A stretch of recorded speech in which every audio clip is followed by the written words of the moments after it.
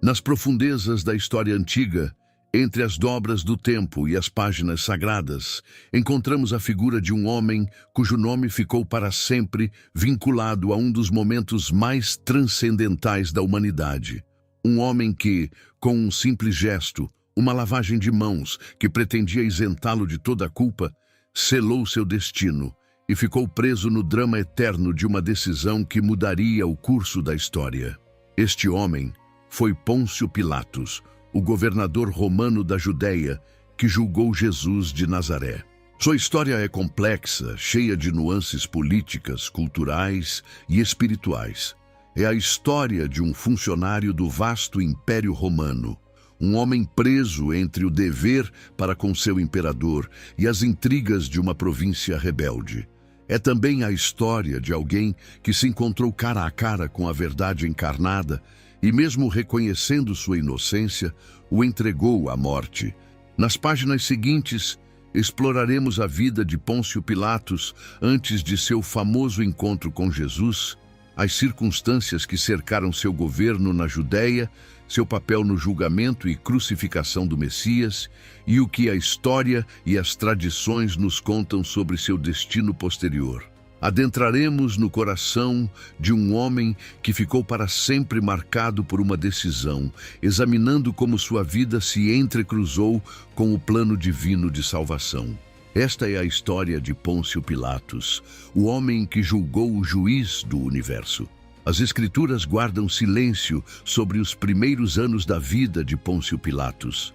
Os evangelhos o apresentam diretamente em seu cargo como prefeito da Judéia, sem detalhar sua origem ou ascensão ao poder. No entanto, através dos registros históricos e dos escritos de autores da época, podemos reconstruir parcialmente sua história. Pôncio Pilatos pertencia à ordem equestre romana, a classe dos cavaleiros, que constituía a segunda camada da elite social romana depois dos senadores. Seu nome, Pôncio, indica sua pertença à gens Pontia, uma família de origem samnita que havia sido absorvida pela República Romana. O cognome Pilatos possivelmente deriva de pilum, lança, o que poderia sugerir uma carreira militar prévia, algo comum entre os futuros governadores provinciais. A formação de um homem de sua posição teria incluído uma educação rigorosa em retórica, filosofia, estratégia militar e administração. É provável que Pilatos tivesse servido em campanhas militares antes de receber sua nomeação na Judéia, ganhando a confiança de seus superiores e demonstrando capacidade para o comando e a administração. Sua ascensão ao posto de prefeito da Judéia não foi por acaso. Para alcançar tal posição, necessitava de patronos poderosos em Roma. Tudo indica que Pilatos contava com o apoio de Lúcio Hélio Sejano, o prefeito do Pretório e homem de confiança do imperador Tibério naqueles anos. Sejano, conhecido por sua ambição e por concentrar cada vez mais poder em suas mãos durante o retiro de Tibério em Capri, promovia seus leais em postos-chave do império. Pilatos teria sido um desses homens. No ano 26 d.C., Pôncio Pilatos chegou à Judéia para assumir o cargo de prefeito, substituindo Valério Grato. Sendo o quinto prefeito romano desta província desde que Augusto havia deposto Arquelau, filho de Herodes, o Grande, no ano 6 d.C., Pilatos enfrentava uma situação complexa. A Judéia era uma província de terceira ordem em termos de prestígio imperial, mas de primeira ordem em termos de dificuldade administrativa. A peculiaridade religiosa dos judeus, sua resistência à assimilação cultural romana e as tensões internas entre diversos grupos, fariseus, saduceus, zelotes, herodianos, faziam da Judéia um barril de pólvora político. O governador devia manter a paz, assegurar a arrecadação de impostos e representar os interesses romanos sem provocar revoltas religiosas que pudessem exigir uma custosa intervenção militar. Pilatos estabeleceu sua residência oficial em Cesareia Marítima, a cidade costeira construída por Herodes, o Grande, que funcionava como capital administrativa romana. No entanto, durante as principais festividades judaicas, especialmente a Páscoa, transferia-se para Jerusalém com um contingente militar adicional para supervisionar pessoalmente a manutenção da ordem em uma cidade cuja população se multiplicava durante estas celebrações. Desde o início de seu mandato, Pilatos mostrou pouca sensibilidade para com as tradições religiosas judaicas, o que provocou vários conflitos com a população local.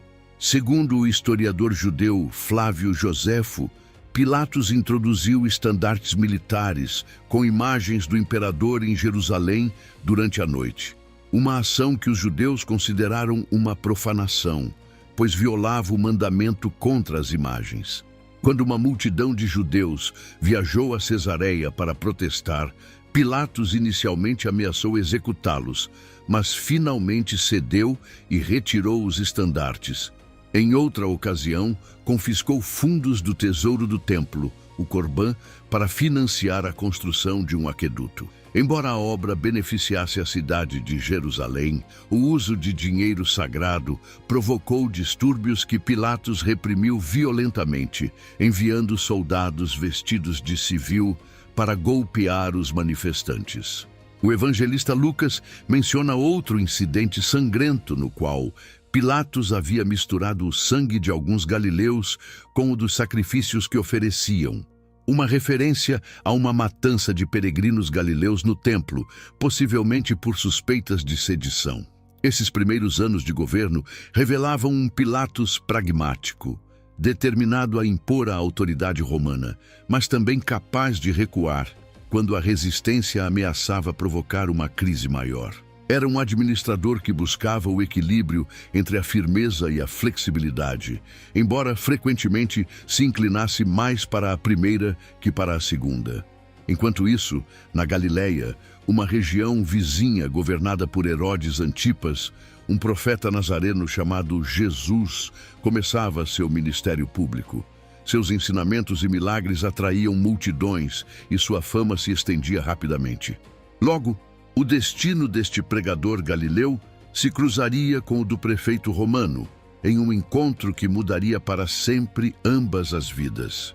Para compreender plenamente a situação na qual Pôncio Pilatos tomou suas decisões, é essencial entender o complexo cenário político e religioso da Judéia durante aqueles anos. A província não era simplesmente mais uma entre as muitas terras conquistadas por Roma. Era um território com uma identidade religiosa única e uma longa história de resistência à dominação estrangeira. A Judéia havia caído sob controle romano em 63 a.C., quando Pompeu interveio em uma guerra civil judaica. Nos anos seguintes, Roma estabeleceu Herodes, o Grande, como rei cliente, um idumeu que, embora praticasse o judaísmo, era visto com receio por muitos judeus devido à sua colaboração com os romanos e suas tendências helenizantes. Após a morte de Herodes em 4 a.C., seu reino se dividiu entre seus filhos. Arquelau recebeu a Judéia, Samaria e Idumeia. Herodes Antipas obteve a Galileia e Pérea, e Filipe recebeu os territórios do Nordeste. O governo de Arquelau foi tão desastroso que no ano 6 d.C., e após numerosas queixas, o imperador Augusto o depôs e converteu seus territórios em uma província imperial romana sob a administração de um prefeito. Desde então, a Judéia esteve governada diretamente por Roma, embora com um grau significativo de autonomia religiosa concedida ao Sinédrio e ao sumo sacerdote. O Sinédrio, o Conselho Supremo Religioso e Judicial Judeu, estava dominado nos tempos de Pilatos pela facção saduceia, aristocrática e conservadora, que mantinha uma política de colaboração pragmática com Roma para preservar seus privilégios e a relativa autonomia do templo. Os sumos sacerdotes deste período, particularmente Anás e seu genro Caifás, eram figuras políticas tanto quanto religiosas, designados com a aprovação romana e comprometidos com a manutenção do status quo. Diante deles, os fariseus representavam uma corrente mais popular, centrada na observância rigorosa da lei e das tradições orais. Embora menos influentes politicamente que os saduceus nesta época, gozavam de maior respeito entre o povo. Outras facções incluíam os essênios, retirados em comunidades como Qumran, os zelotes, partidários da resistência armada contra Roma, e os herodianos, que apoiavam a dinastia de Herodes. A tensão entre a autoridade romana e a identidade judaica era constante. Roma exigia tributos e lealdade política, mas geralmente permitia aos judeus praticar sua religião, concedendo-lhes exceções únicas, como não ter que participar do culto imperial. No entanto, esta tolerância tinha limites. Roma mantinha a autoridade última, incluindo o direito de impor a pena capital, um poder que, segundo o Evangelho de João, havia sido retirado do Sinédrio. A nós não nos é permitido dar morte a ninguém. O cargo de Pilatos como prefeito implicava múltiplas responsabilidades. Era o representante direto do imperador, comandante militar das tropas auxiliares estacionadas na província, juiz supremo em casos capitais e supervisor da arrecadação de impostos. Sua capacidade para navegar as complexidades locais dependia tanto de sua habilidade política como de seu apoio em Roma. Quando Pilatos assumiu o cargo no ano 26 d.C., a situação em Roma estava mudando. O imperador Tibério, sucessor de Augusto, havia se retirado para a ilha de Capri, deixando grande parte do governo cotidiano nas mãos de Sejano. Este poderoso prefeito do Pretório era conhecido por sua desconfiança em relação aos judeus e possivelmente incentivou políticas mais duras na Judéia. No entanto, a queda e execução de Sejano por traição no ano 31 d.C. deixou Pilatos em uma posição precária. Seu patrono havia sido eliminado e Tibério, agora mais diretamente envolvido nos assuntos imperiais, adotou uma postura mais conciliadora em relação às províncias orientais. Segundo o filósofo judeu Fílon de Alexandria, Pilatos recebeu uma severa repreensão do imperador por ter colocado escudos dourados com o nome do imperador no palácio de Herodes, em Jerusalém, provocando outro protesto judeu. Esta repreensão teria ocorrido depois da queda de Sejano, marcando uma mudança na posição de Pilatos. O governador, que antes podia agir com relativa impunidade, agora devia ser mais cauteloso, consciente de que novos erros poderiam custar-lhe o cargo ou algo pior. É neste contexto de tensões religiosas, intrigas políticas locais e mudanças nas correntes de poder em Roma, onde Pilatos teve que tomar decisões sobre casos delicados, incluindo o de um pregador galileu chamado Jesus, cujos ensinamentos e seguidores estavam causando preocupação entre as autoridades religiosas judaicas. O momento decisivo na vida de Pôncio Pilatos, aquele pelo qual seria lembrado por todas as gerações futuras, chegou durante a festividade da Páscoa judaica, provavelmente no ano 30 ou 33 d.C. Os 4 evangelhos canônicos relatam este encontro com variações nos detalhes, mas com uma consistência notável quanto à atitude e às palavras de Pilatos. Na noite anterior, Jesus havia sido preso no jardim de Getsêmani após ser traído por Judas Iscariotes. Depois de interrogatórios preliminares diante de Anás e Caifás e uma reunião informal do Sinédrio, foi levado diante de Pilatos nas primeiras horas da manhã. O Evangelho de João assinala um detalhe significativo. Levaram Jesus da casa de Caifás ao pretório. Era muito de manhã. Eles não entraram no pretório para não se contaminarem e poderem assim comer a Páscoa. Este detalhe revela não só o escrúpulo religioso dos acusadores de Jesus, que evitavam entrar em um edifício pagão durante a festividade, mas também a ironia de seu comportamento. Meticulosos em observâncias rituais, enquanto buscavam a execução de um inocente. Pilatos saiu ao seu encontro na esplanada exterior do pretório, iniciando assim o interrogatório. Que acusação trazeis contra este homem? perguntou, no que parece ser uma tentativa de conduzir um processo judicial formal. A resposta inicial foi evasiva.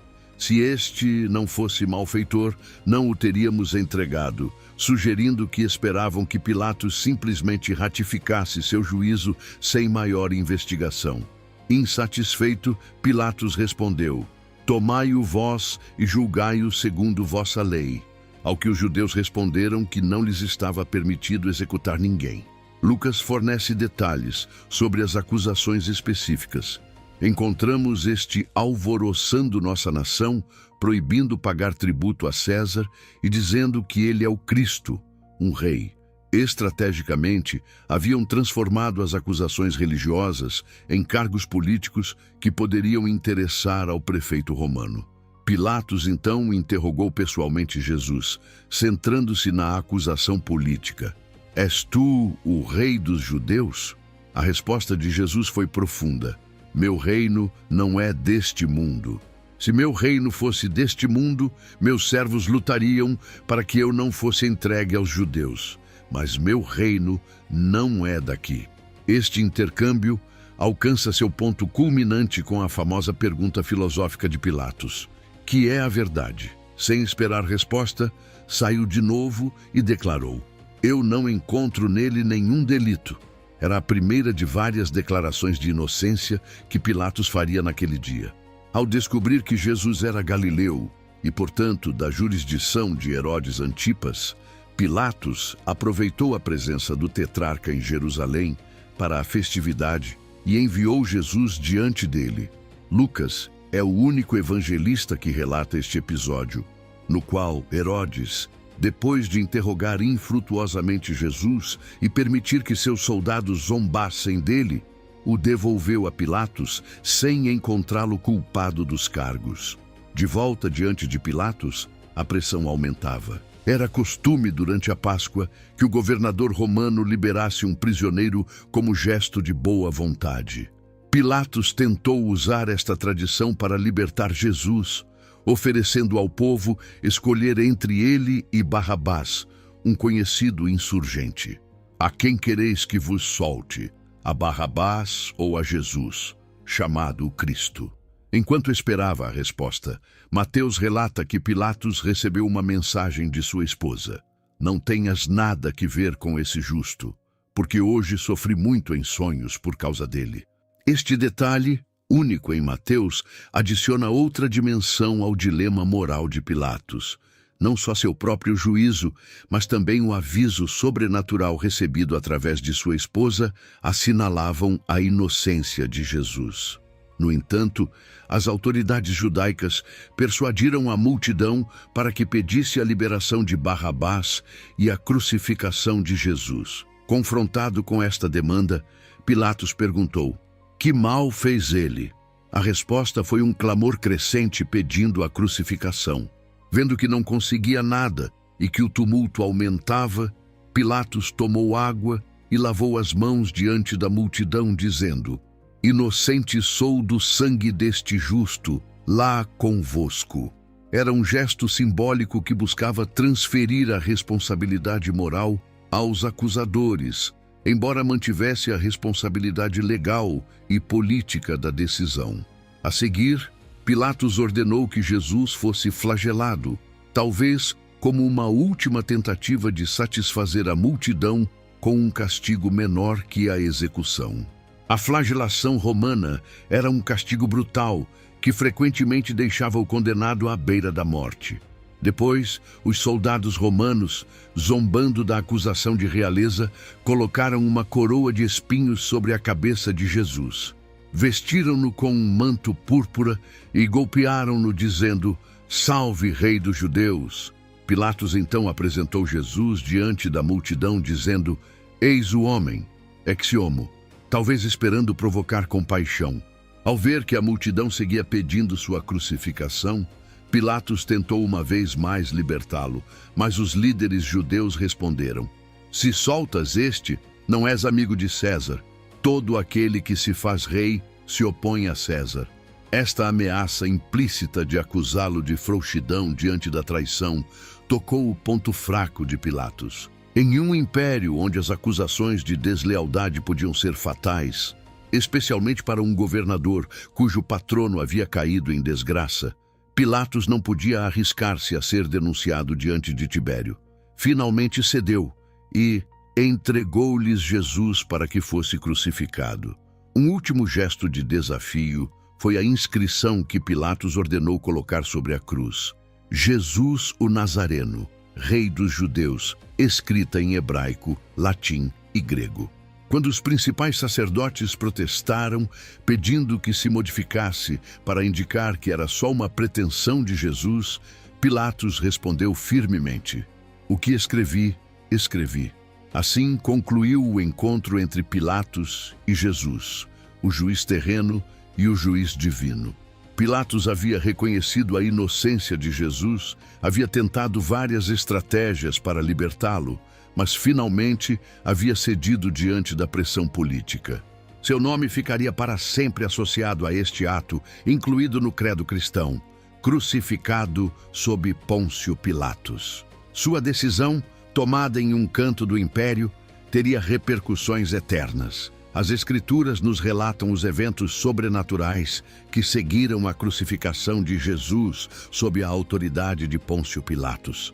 O Evangelho de Mateus nos diz: "E eis que o véu do templo se rasgou em dois, de alto a baixo, e a terra tremeu, e as rochas se partiram, e abriram-se os sepulcros, e muitos corpos de santos que haviam dormido se levantaram." Estes acontecimentos extraordinários não passaram despercebidos. O mesmo centurião romano encarregado da execução reconheceu: verdadeiramente este era filho de Deus. No entanto, as Escrituras não mencionam a reação direta de Pilatos diante destes prodígios. Chegaram aos seus ouvidos os informes sobre o terremoto, o véu rasgado, as tumbas abertas. Compreendeu a magnitude do que havia permitido? O silêncio bíblico nos deixa só com possibilidades. O que sim sabemos pelos evangelhos é que Pilatos interveio nos acontecimentos posteriores à morte de Jesus. José de Arimateia, um membro rico e respeitado do Sinédrio, que era também discípulo secreto de Jesus, foi a Pilatos e pediu o corpo de Jesus. Então Pilatos ordenou que lhe fosse entregue. Segundo o Evangelho de Marcos, Pilatos se surpreendeu de que Jesus já tivesse morrido e, antes de entregar o corpo, verificou com o centurião que efetivamente havia falecido. Este detalhe é significativo por duas razões. Primeiro, confirma a realidade histórica da morte de Jesus, um fato que seria fundamental para a fé cristã em sua ressurreição. Segundo, mostra Pilatos agindo com meticulosidade administrativa mesmo neste assunto, um último rastro da mentalidade jurídica romana que havia mostrado durante o julgamento. O Evangelho de Mateus também relata outro encontro entre Pilatos e as autoridades judaicas no dia seguinte à crucificação. No dia seguinte, que é depois da preparação, reuniram-se os principais sacerdotes e os fariseus diante de Pilatos, dizendo: "Senhor, recordamo-nos que aquele enganador disse, vivendo ainda: depois de 3 dias ressuscitarei. Manda, pois, que se assegure o sepulcro até o 3º dia. Não seja que venham seus discípulos de noite e o furtem, e digam ao povo: ressuscitou dentre os mortos." A resposta de Pilatos foi breve e prática: "Tendes uma guarda, ide, assegurai-o como sabeis."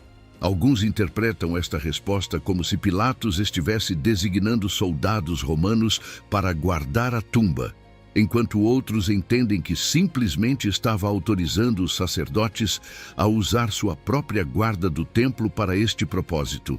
Qualquer que fosse o caso, esta última aparição de Pilatos nas Escrituras o mostra cooperando com as autoridades judaicas para prevenir qualquer possibilidade de que os seguidores de Jesus difundissem histórias sobre uma ressurreição.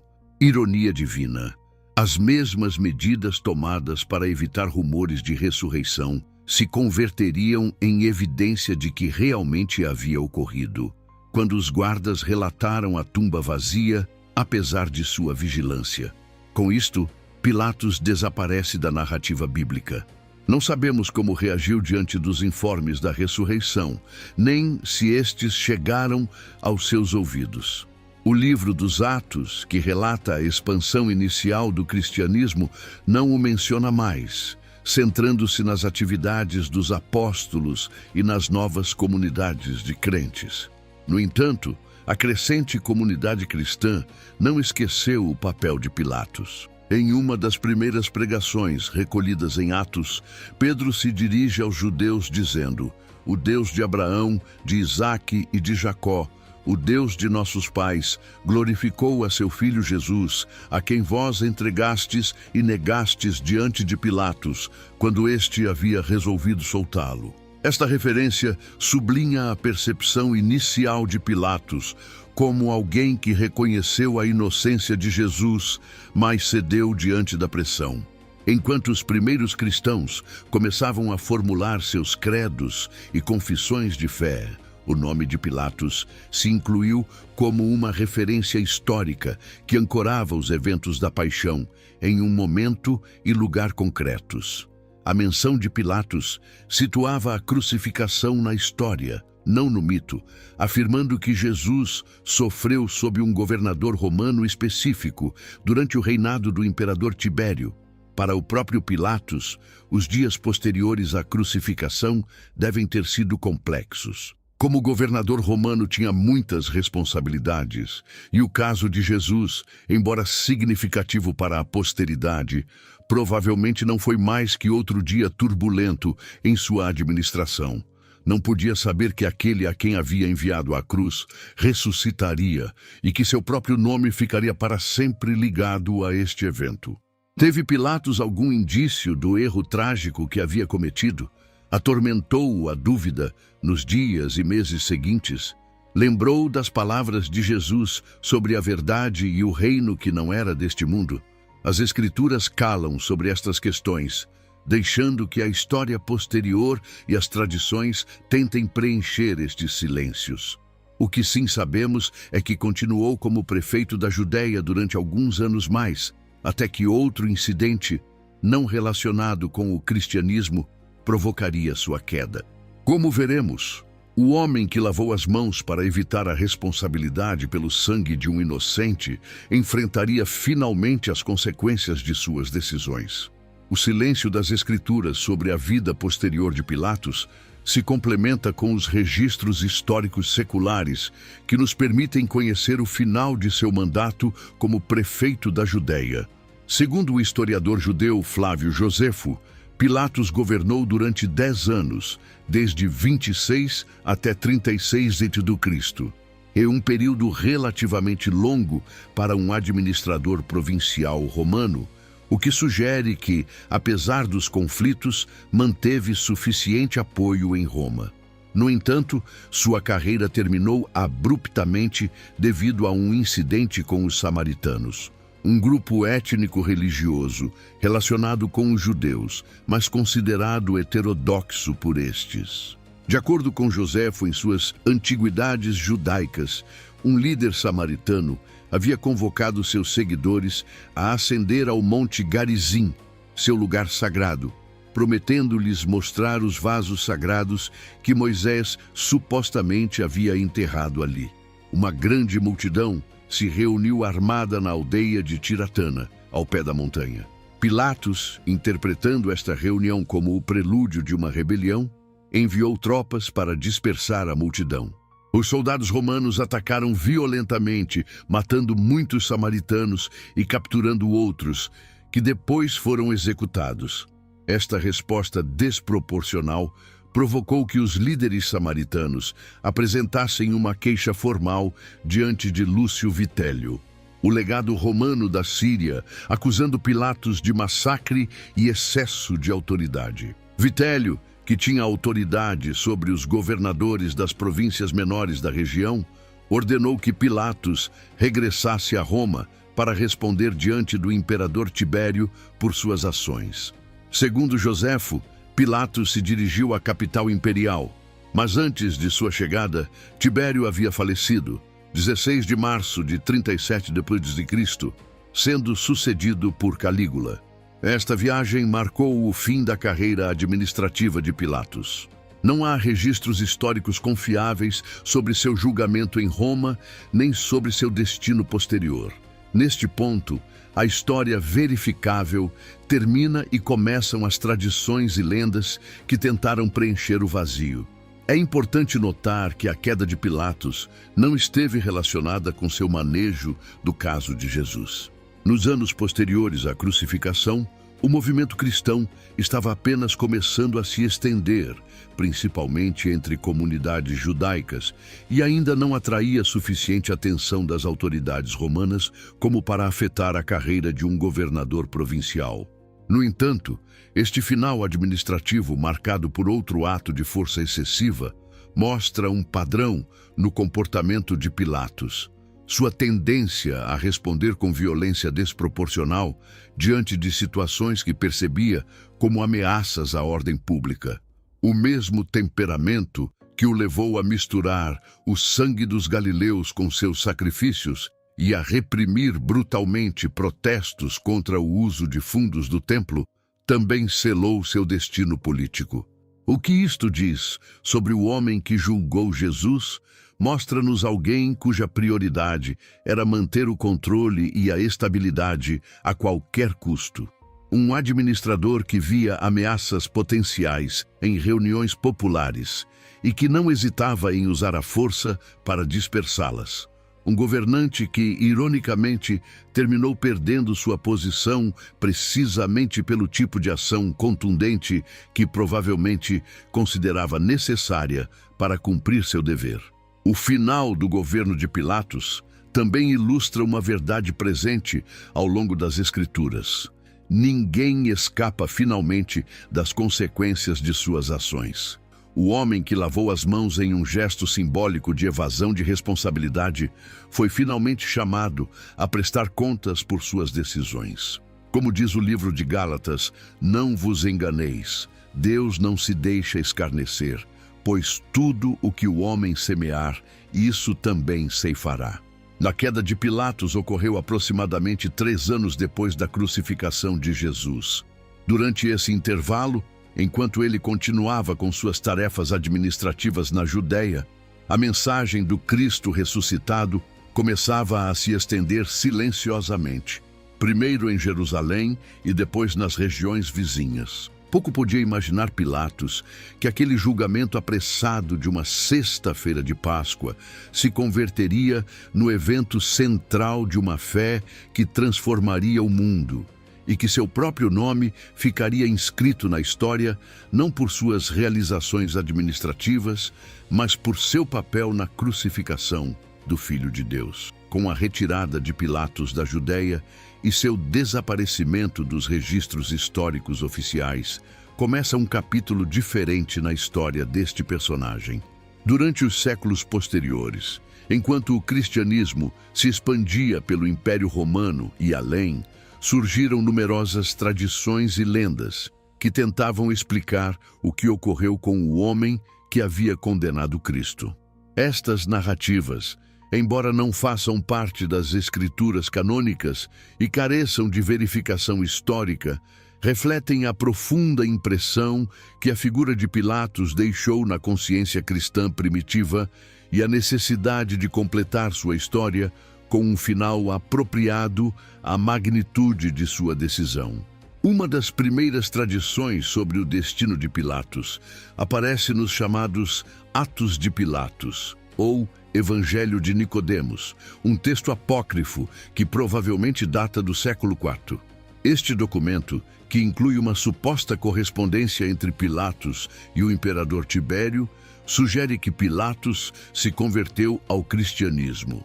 Segundo esta tradição, Pilatos teria escrito um relatório detalhado a Tibério sobre Jesus, seus milagres, sua crucificação e sua ressurreição.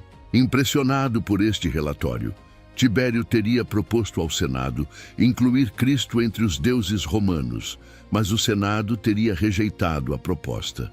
Outra tradição, recolhida por vários escritores cristãos primitivos, afirma que Tibério, ao inteirar-se da injustiça cometida contra Jesus, teria ordenado a prisão e execução de Pilatos. Segundo esta versão, Pilatos teria sido levado a Roma, acorrentado e julgado pelo imperador. Antes de ser executado, Pilatos teria tirado sua própria vida, seja com sua própria espada ou atirando-se de uma altura. Na igreja copta, existe uma tradição que afirma que Pilatos e sua esposa Cláudia Prócula, a quem Mateus menciona enviando a mensagem sobre seu sonho, se converteram ao cristianismo. Cláudia é venerada como santa na Igreja Ortodoxa grega e sua festividade se celebra em 27 de outubro. Segundo esta tradição, ela teria sido uma prosélita judaica antes de conhecer Jesus, o que explicaria sua sensibilidade para com a injustiça cometida contra ele. Uma das tradições mais elaboradas sobre o final de Pilatos vem do documento apócrifo conhecido como A Entrega de Pilatos, que narra como o governador foi executado por ordem do imperador. Segundo este texto, o corpo de Pilatos foi jogado no Tibre, mas os espíritos malignos associados com ele causaram tais perturbações que teve que ser retirado. Posteriormente, o corpo teria sido enviado a Vienne, na Gália, atual França, e finalmente a Lausana, na Suíça, onde teria sido jogado em um poço nas montanhas. Em relação com estas tradições, várias regiões europeias reivindicam conexões com o final de Pilatos. Na Suíça, uma montanha próxima a Lucerna se conhece como Monte Pilatos, pois, segundo a lenda local, o corpo de Pilatos foi jogado em um lago em seu cume. Dizia-se que seu espírito inquieto causava tempestades na região, e durante séculos esteve proibido jogar pedras no lago para não perturbar o espírito de Pilatos. Outras lendas situam o final de Pilatos em lugares tão diversos como o sul da França, Escócia e até mesmo Espanha. Em Viena, Áustria, se conserva um obelisco romano que a tradição popular associou erroneamente com a tumba de Pilatos, chamando-o a Agulha de Pilatos, embora na realidade não tenha relação com ele. Estas variadas tradições sobre o destino de Pilatos refletem diferentes atitudes teológicas em relação à sua figura. Algumas, especialmente entre os cristãos orientais, tendem a vê-lo com certa simpatia, como alguém que reconheceu a inocência de Jesus, mas foi obrigado pelas circunstâncias políticas a condená-lo. Estas tradições mais benévolas frequentemente culminam com a conversão e salvação de Pilatos e sua esposa. Outras narrativas, predominantes na tradição ocidental, enfatizam a responsabilidade moral de Pilatos e veem em seu destino trágico um justo castigo por sua falta de coragem moral. Estas versões costumam culminar com o suicídio de Pilatos e a posterior perturbação causada por seu corpo e espírito, simbolizando sua incapacidade para encontrar descanso depois de sua terrível decisão. O que todas estas tradições têm em comum é a compreensão de que a vida de Pilatos ficou para sempre marcada por seu encontro com Jesus. Seja que terminasse em redenção ou castigo, seu destino estava inextricavelmente ligado à crucificação que havia ordenado. Nenhuma tradição o mostra simplesmente retirando-se para uma vida tranquila de anonimato, como se sua decisão tivesse sido um assunto trivial. Todas reconhecem que quem se encontra cara a cara com Cristo deve tomar uma decisão cujas consequências o acompanharão para sempre. É importante assinalar que estes relatos não fazem parte da revelação bíblica canônica e devem ser vistos como expressões da imaginação religiosa e das preocupações teológicas das comunidades que os geraram, mais que como fatos históricos verificáveis. No entanto, iluminam a maneira pela qual a figura de Pilatos foi compreendida e reinterpretada pelas gerações cristãs posteriores, constituindo um capítulo interessante na história da recepção do personagem bíblico. À medida que o cristianismo se expandia e formalizava suas crenças, a figura de Pôncio Pilatos adquiriu um lugar permanente na confissão de fé cristã. o Credo dos Apóstolos, uma das mais antigas e amplamente aceitas declarações de fé cristã, inclui a frase: padeceu sob o poder de Pôncio Pilatos, foi crucificado, morto e sepultado. Esta inclusão não é casual.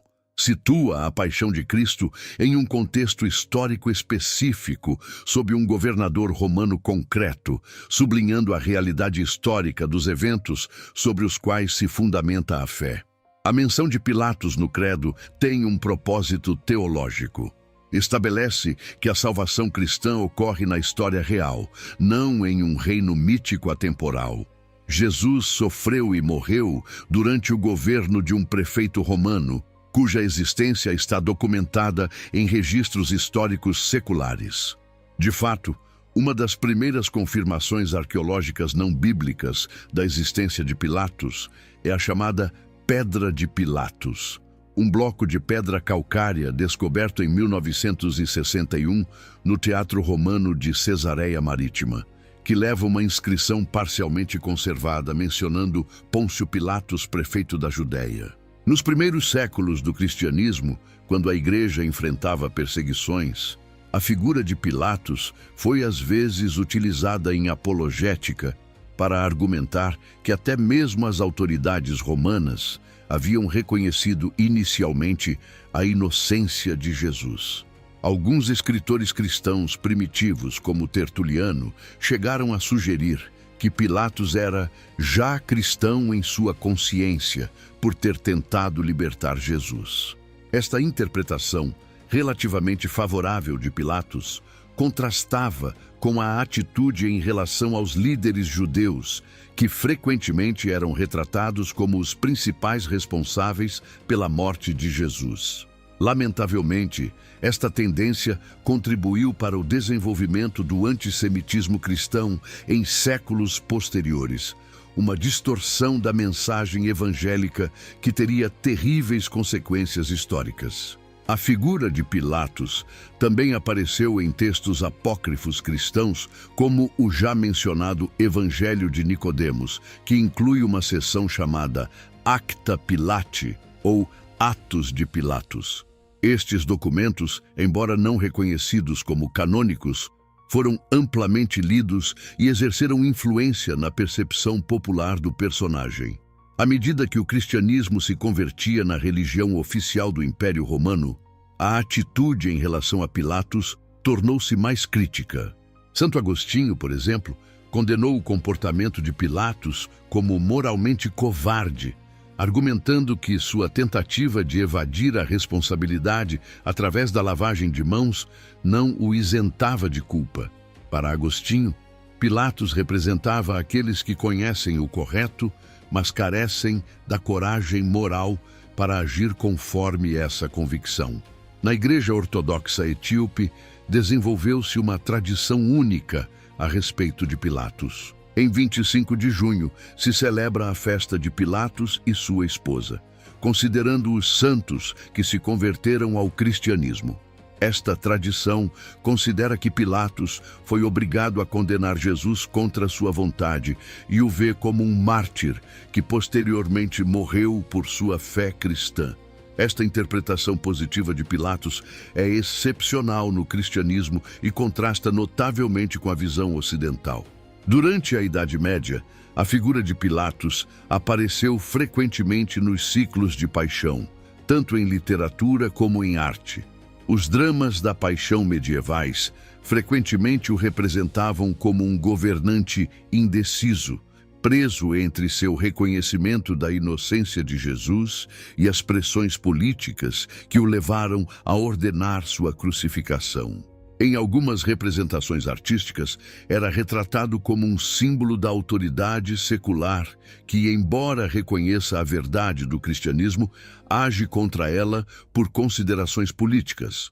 O Renascimento, e especialmente a Reforma, trouxeram novas interpretações de Pilatos. Alguns reformadores protestantes o viram como um símbolo do compromisso moral e religioso, do perigo de subordinar a consciência à conveniência política. Outros o interpretaram como um aviso sobre a corrupção do poder secular quando interfere em assuntos espirituais. Na era moderna, Pilatos tem continuado fascinando teólogos, historiadores e artistas. Sua pergunta cética, que é a verdade, tem ressoado particularmente na era pós-moderna, sendo vista como uma expressão inicial do relativismo que questiona a possibilidade mesma de conhecer verdades absolutas. No entanto, a ironia continua sendo que Pilatos fez esta pergunta enquanto estava diante daquele que havia declarado: "Eu sou o caminho, a verdade e a vida." Ao longo dos séculos, a figura de Pilatos tem servido como um espelho no qual diferentes gerações têm projetado suas próprias preocupações morais, políticas e teológicas. Para alguns, tem sido um símbolo da covardia moral. Para outros, um exemplo do conflito entre o poder e a verdade. Para outros, mais um lembrete de que ninguém pode permanecer neutro diante de Cristo. Todos devem decidir. O que é indubitável é que 2000 anos depois de seu governo, em uma província periférica do Império Romano, o nome de Pôncio Pilatos segue sendo conhecido em todo o mundo, não por suas realizações administrativas ou militares, mas por seu papel no julgamento do homem mais influente da história. Como prefeito da Judéia, Pilatos provavelmente aspirava à fama através do serviço exitoso ao império, talvez sonhando com promoções a províncias mais prestigiosas. Nunca poderia ter imaginado que seria lembrado não pelo que construiu, mas pelo julgamento que presidiu, não por sua lealdade a Roma, mas por seu encontro com um reino que não era deste mundo. A figura de Pôncio Pilatos, na narrativa da Paixão, nos convida a profundas reflexões teológicas sobre a natureza do poder, a responsabilidade moral e o papel dos indivíduos no plano divino de salvação. Como personagem histórico que se encontra na interseção do poder político romano e do drama da redenção, Pilatos oferece lições significativas para os crentes de todas as épocas. Uma das primeiras considerações teológicas que emerge do estudo de Pilatos é a soberania de Deus sobre os assuntos humanos. Embora Pilatos se apresentasse como o homem com poder para libertar ou condenar Jesus, não sabes que tenho autoridade para soltar-te e tenho autoridade para crucificar-te? A resposta de Jesus revela uma compreensão mais profunda. Nenhuma autoridade terias contra mim se não te fosse dada do alto. Esta declaração de Cristo situa o aparente poder de Pilatos em sua verdadeira perspectiva. Como governador romano, efetivamente tinha autoridade legal e militar, mas esta autoridade estava ultimamente subordinada ao propósito divino. Sem saber, Pilatos estava desempenhando um papel em um plano que o transcendia completamente. Como Pedro declararia mais tarde em Pentecostes, Jesus foi entregue pelo determinado conselho e presciência de Deus. Esta compreensão não elimina a responsabilidade moral de Pilatos, mas a situa em um contexto mais amplo. As Escrituras mantêm consistentemente a tensão entre a soberania divina e a responsabilidade humana.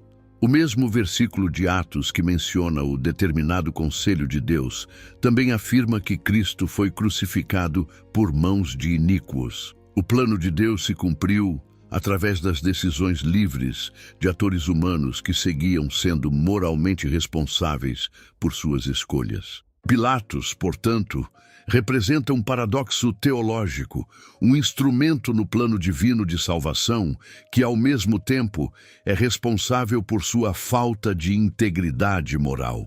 Seu caso nos ensina que Deus pode usar até mesmo as decisões moralmente incorretas dos seres humanos para cumprir seus propósitos, sem que isto justifique ou excuse essas decisões. Outra dimensão teológica significativa é o contraste entre os reinos terreno e celestial. O diálogo entre Jesus e Pilatos, em João 18:19, explora esta tensão. Quando Pilatos pergunta a Jesus se é rei, a resposta é profunda: meu reino não é deste mundo. Pilatos, que representa o poder político do maior império terreno da época, se encontra diante de um reino de natureza completamente diferente.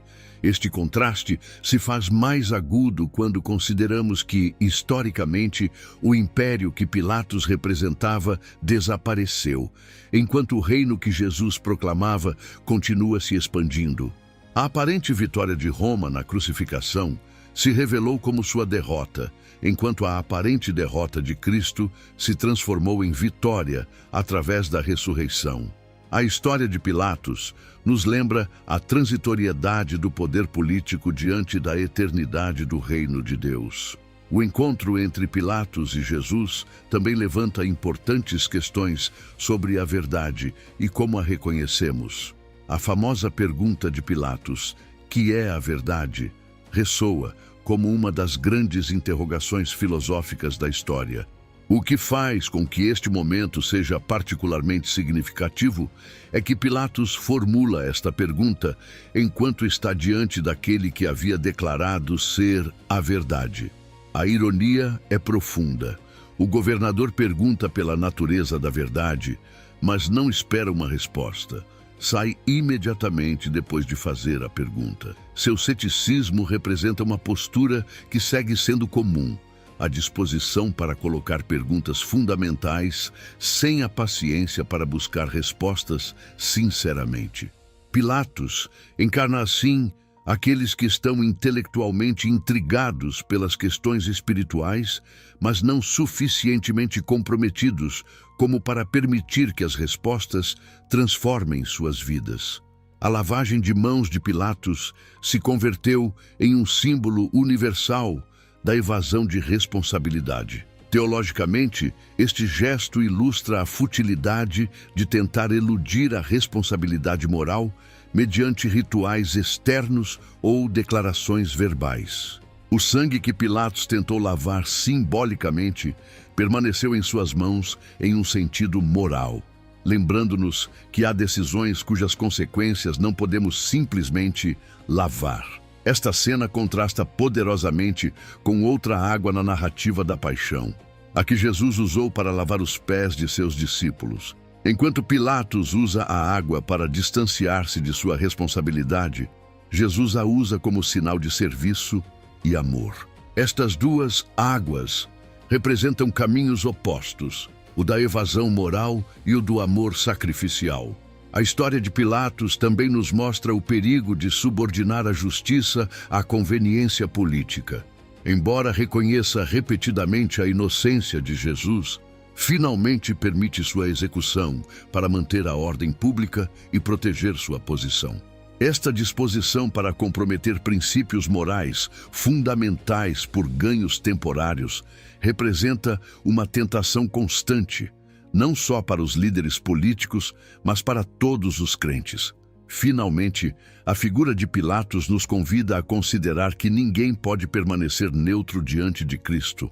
Embora tentasse evadir a responsabilidade da decisão, Pilatos finalmente teve que escolher.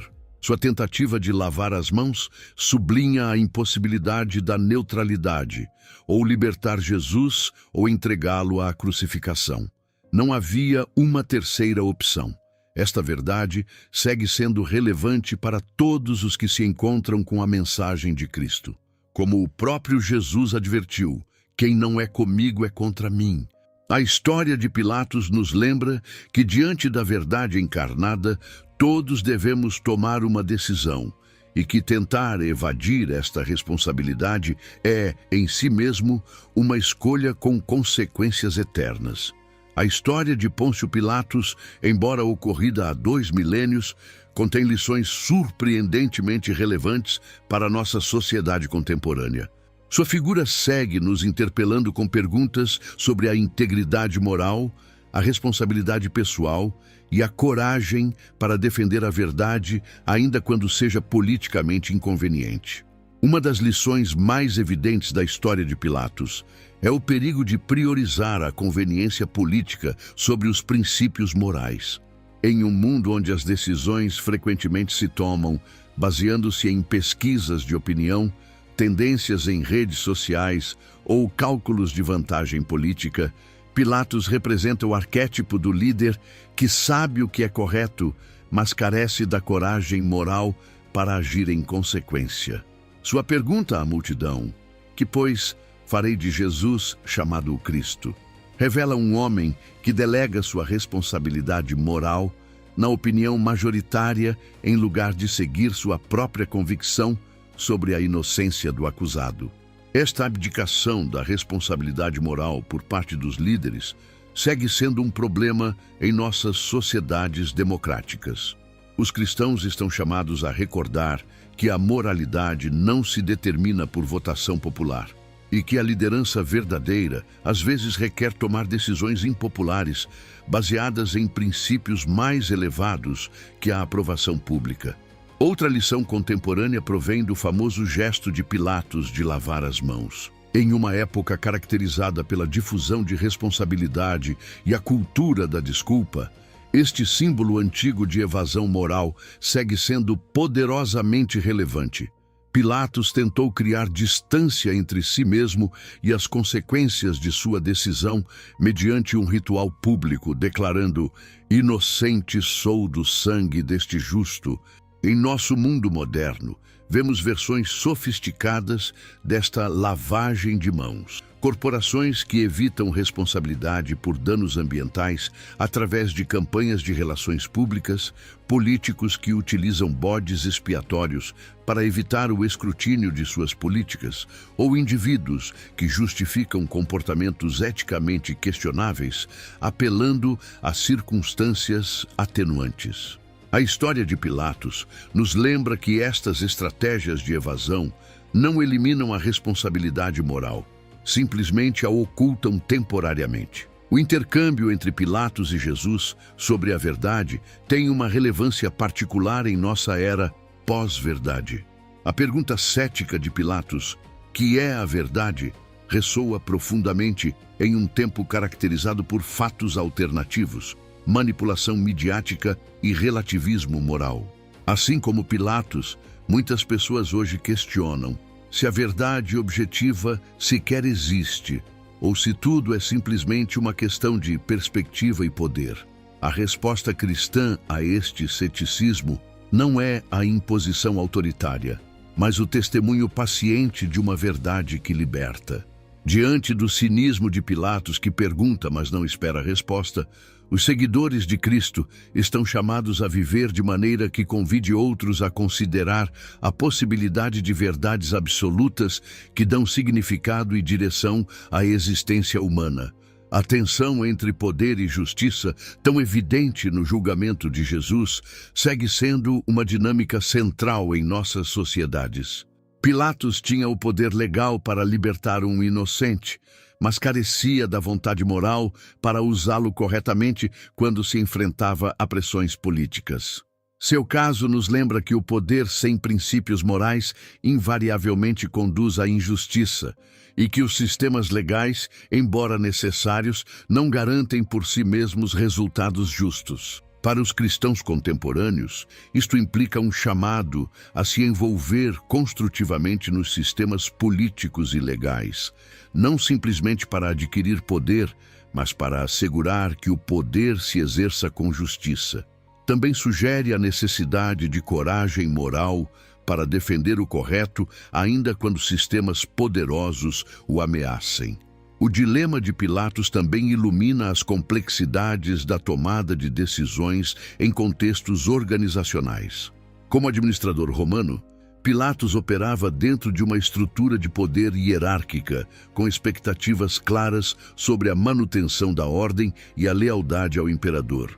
Sua história nos mostra os perigos morais de priorizar a lealdade organizacional ou institucional acima de princípios éticos fundamentais. Em um mundo corporativo, onde a pressão para cumprir objetivos, manter a imagem da organização ou proteger interesses institucionais pode ser intensa, a figura de Pilatos adverte contra a cumplicidade com sistemas que promovem injustiças. Os cristãos em posições de liderança organizacional estão chamados a recordar que a lealdade a valores morais transcendentes deve prevalecer sobre a conformidade com expectativas institucionais injustas. Finalmente, a história de Pilatos oferece uma lição sobre as consequências históricas de nossas decisões morais. É improvável que Pilatos imaginasse que seu nome seria lembrado por milênios, não por suas realizações administrativas, mas por seu fracasso moral em um julgamento provincial. Seu caso nos lembra que as decisões que tomamos, especialmente aquelas relacionadas com a justiça e o tratamento aos vulneráveis, podem ter repercussões muito além do que antecipamos. Em um sentido mais profundo, a história de Pilatos nos lembra que todos enfrentamos nossa própria versão do julgamento de Cristo. Embora não ocupemos posições de autoridade governamental, cada pessoa deve decidir o que fará com Jesus. A pergunta de Pilatos, que pois farei de Jesus, chamado o Cristo, segue sendo a pergunta existencial fundamental. E como Pilatos descobriu, não há resposta neutra. Ao chegar ao final de nosso percurso pela vida de Pôncio Pilatos, é momento de refletir sobre o extraordinário legado de sua decisão e as lições perdurar que sua história oferece para a nossa vida espiritual. Talvez o mais notável do caso de Pilatos seja a desproporção entre a brevidade de sua interação com Jesus e a magnitude histórica de suas consequências. No transcurso de umas poucas horas, em uma manhã de Páscoa, este funcionário romano tomou uma decisão que o vincularia para sempre com o evento central da história da salvação.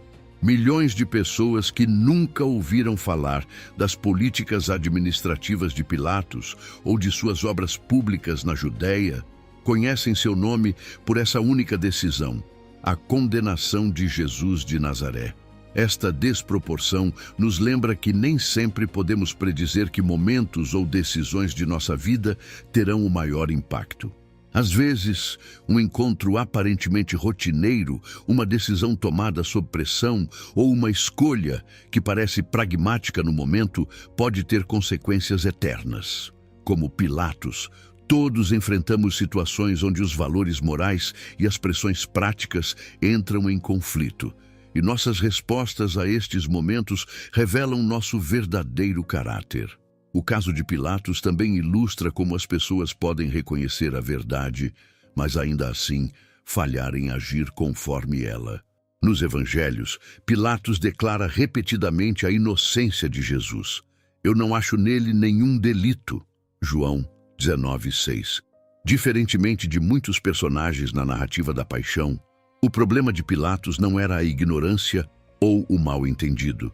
Era a falta de coragem moral para agir segundo o seu próprio juízo quando enfrentava pressões externas. Esta dissociação entre conhecimento e ação segue sendo uma luta humana universal. Tiago adverte em sua epístola: aquele que sabe fazer o bem e não o faz, comete pecado.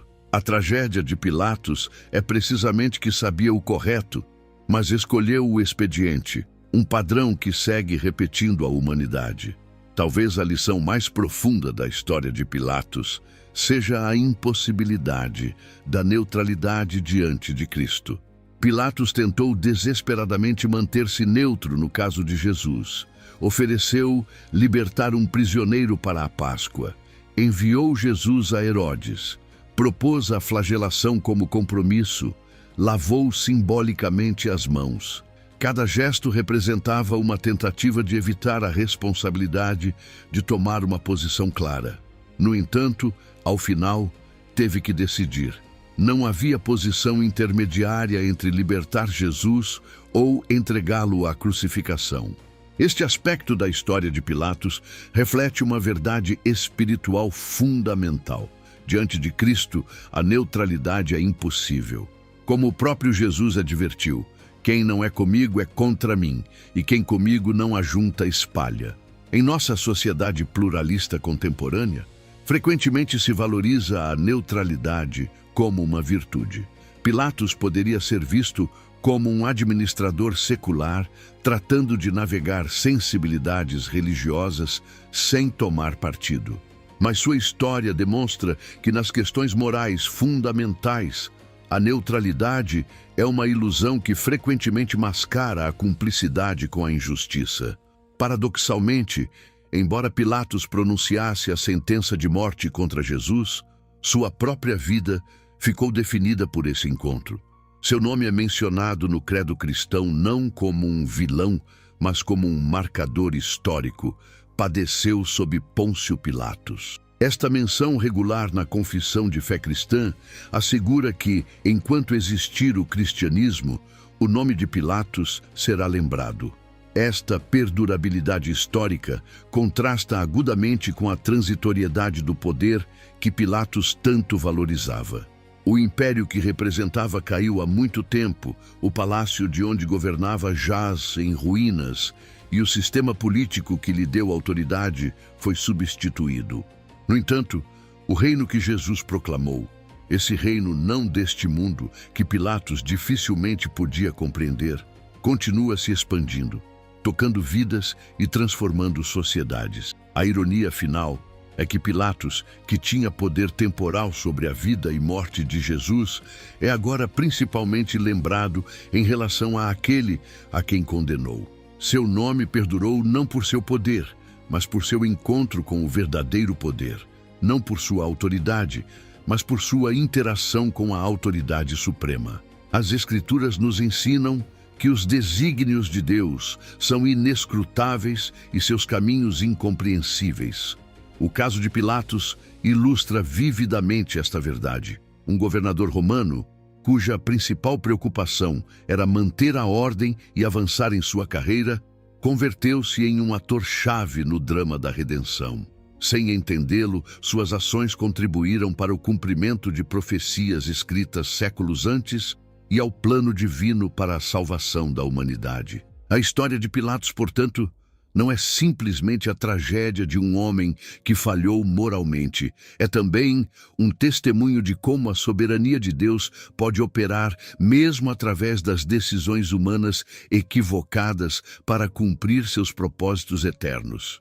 Como José disse a seus irmãos que o haviam vendido como escravo: vós intentastes mal contra mim, porém Deus o tornou em bem. O mal, representado na injusta condenação de Jesus, se transformou pela providência divina no maior bem, a redenção da humanidade. Esta verdade não diminui a responsabilidade moral de Pilatos, mas situa seu fracasso em uma perspectiva mais ampla que inclui a misericórdia e o propósito redentor de Deus.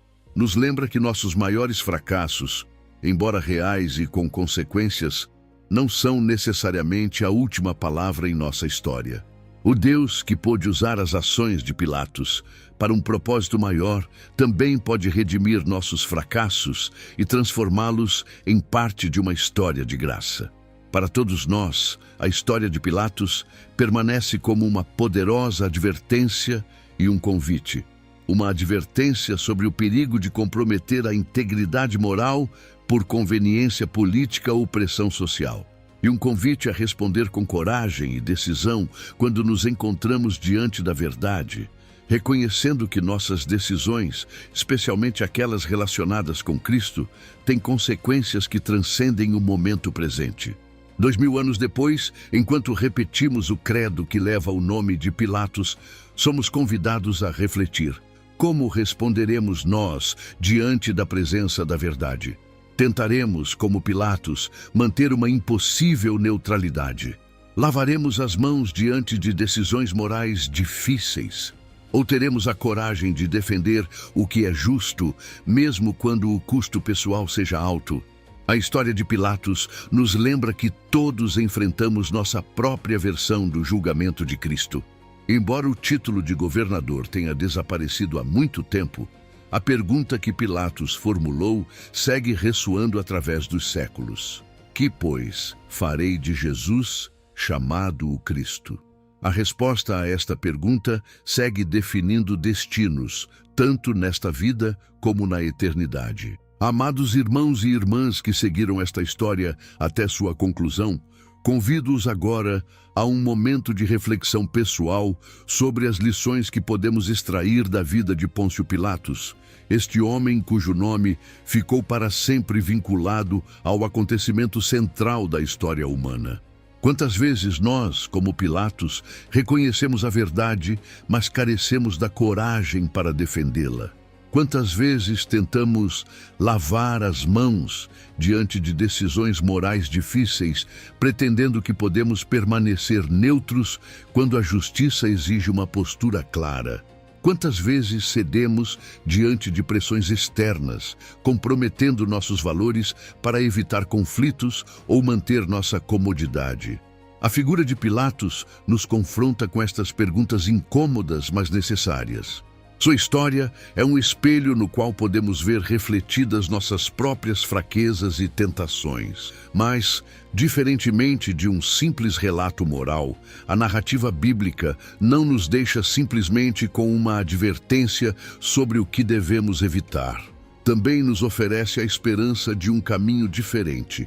Cristo, que esteve diante de Pilatos como acusado, agora se oferece a cada um de nós como Salvador e Senhor. Onde Pilatos falhou em defender a verdade, nós podemos, com a ajuda do Espírito Santo, cultivar a coragem moral para viver conforme nossas convicções. Onde Pilatos cedeu diante de pressões externas, nós podemos encontrar fortaleza em uma comunidade de fé que nos sustenta em nossos compromissos. Onde Pilatos tentou evadir a responsabilidade, nós podemos abraçar nossa responsabilidade como discípulos chamados a ser sal e luz no mundo. A história de Pilatos nos lembra que todos enfrentamos momentos decisivos em nossa vida espiritual e moral. Momentos nos quais devemos escolher entre a conveniência e a convicção, entre a popularidade e o princípio, entre o caminho fácil e o caminho correto. Nestes momentos, temos a oportunidade de escrever uma história diferente da de Pilatos. O apóstolo Paulo nos exorta: quanto ao mais, irmãos, tudo o que é verdadeiro, tudo o que é honesto, tudo o que é justo, tudo o que é puro, tudo o que é amável, tudo o que é de boa fama, se há alguma virtude e se há algum louvor, nisso pensai. Esta exortação nos chama a cultivar um caráter moral fundamentado em valores eternos, um caráter que possa manter-se firme quando enfrentar provas como as que Pilatos falhou. Talvez a lição mais importante que podemos extrair da história de Pilatos é que nossas decisões morais, especialmente aquelas relacionadas com nossa resposta a Cristo, têm consequências que transcendem o momento presente. Pilatos provavelmente viu sua decisão sobre Jesus como um assunto político menor em uma província distante, uma nota de rodapé em sua carreira administrativa. Não podia imaginar que seu nome seria lembrado por milênios, não por suas realizações, mas por esse único momento de fraqueza moral. Do mesmo modo, nossas decisões diárias, como tratamos os outros, como respondemos à injustiça, como vivemos nossa fé em situações difíceis, podem parecer menores no momento, mas têm repercussões que se estendem para a eternidade. Como nos lembra a Escritura, tudo o que o homem semear, isso também ceifará. A boa notícia é que, diferentemente de Pilatos, cujo nome ficou vinculado a seu fracasso, nossa história ainda está se escrevendo. Enquanto tivermos fôlego, existe a possibilidade de escolhas melhores, de uma coragem renovada, de uma integridade restaurada. O Deus, que pôde usar até mesmo a injusta condenação de Jesus para cumprir seu plano de redenção, pode certamente redimir nossos próprios fracassos, se nos voltamos a Ele com corações arrependidos. Assim, queridos irmãos e irmãs, aprendamos de Pilatos não só o que devemos evitar, mas também a importância eterna de nossas decisões morais. Reconheçamos, como ele deveria ter reconhecido, que diante da verdade não há neutralidade possível. E escolhamos, com a ajuda de Deus, ser pessoas de integridade e coragem moral em um mundo que, como em tempos de Pilatos, frequentemente prefere a conveniência à verdade. Que o Espírito Santo nos fortaleça para que, quando enfrentarmos nossas próprias encruzilhadas morais, possamos escolher sabiamente, lembrando que um dia daremos conta não diante de um tribunal terreno, mas diante do juiz de toda a terra, e que nossos nomes não sejam lembrados, como o de Pilatos, por nossos fracassos, mas por nossa fidelidade ao Senhor, a quem Ele condenou, mas que agora reina eternamente. Que assim seja em nossas vidas, para a glória de Deus e testemunho de sua graça transformadora. Amém. Amados espectadores, se esta história sobre Pôncio Pilatos tocou vossos corações e vos ajudou a refletir sobre vossa própria relação com a verdade e com Cristo, convido-vos a que vos inscrevais em nosso canal para receber mais estudos bíblicos que iluminem vossa fé e vos ajudem em vosso caminhar cristão. Compartilhai também este vídeo com aqueles que possam beneficiar-se destas reflexões sobre a responsabilidade moral e as consequências eternas de nossas decisões. Lembrai que, como nos ensina a história de Pilatos, todos devemos responder à pergunta: que farei de Jesus? Que vossa resposta seja de fé, coragem e compromisso com a verdade. Até nosso próximo encontro na Palavra de Deus.